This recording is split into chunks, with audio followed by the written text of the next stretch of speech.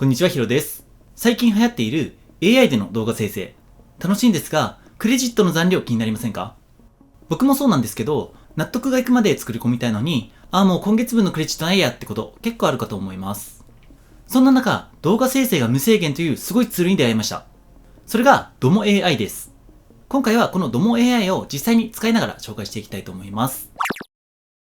まずはざっくり DOMO AI って何ができるのって話なんですが、実際に触ってみた感じ、動画のスタイル変換と画像からの動画生成に特化している生成 AI ツールです。機能としては大きく3つ。1、動画を作る AI ビデオ。2、画像を作る AI イメージ。3、画質を良くする AI エディティング。特にメインはこの AI ビデオです。今回はここにフォーカスして使っていきます。そしてこのツールの一番の推しポイントがリラックスモードです。これは有料プランの限定の機能にはなるんですが、このモードを選択している間は動画生成にかかるクレジット消費がゼロになり、無制限で生成できるようになります。もちろんリラックスという名の通り、生成スピードは少しゆっくりになります。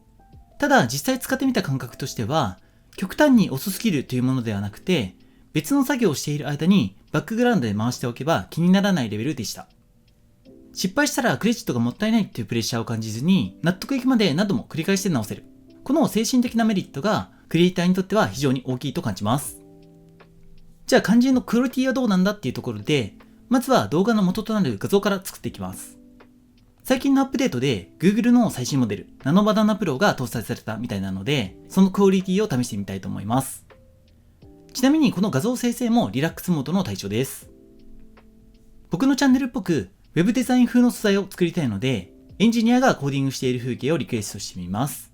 以前僕が作ったオリジナルキャラをベースに作ってみます。はい、生成されました。指先とか AI だと崩れやすい細かい部分もかなり自然で破綻なく再現されていると思います。これ見てもそうですが、最近の AI の精度はほんとすごいです。で、次が本番です。この静止画を動画にしていきます。動画生成って正直なところ、一発で成功することってあんまないんです。いつもなら失敗したらクレジットがもったいないなって考えちゃうところなんですが、DOMO AI はリラックスモードという最強の味方がいるので、失敗を気にせずどんどん生成できるのがかなりの安心材料になります。プロンプトには楽しそうにタイピングしている、周りにキャラクターたちがふわふわ飛んでいるなどと入れて生成をしてみます。はい、生成されました。めちゃくちゃ自然な動画に仕上がってます。細かな部分もちゃんと生成されています。正直もっと崩れるかと思ったんですけど、ベースの画質がいいからかなり安定してます。もしこれで動きが気にならなくても、リラックスモードを使って何度もガチャを回せるのは、ほんと精神衛生上めちゃくちゃいいです。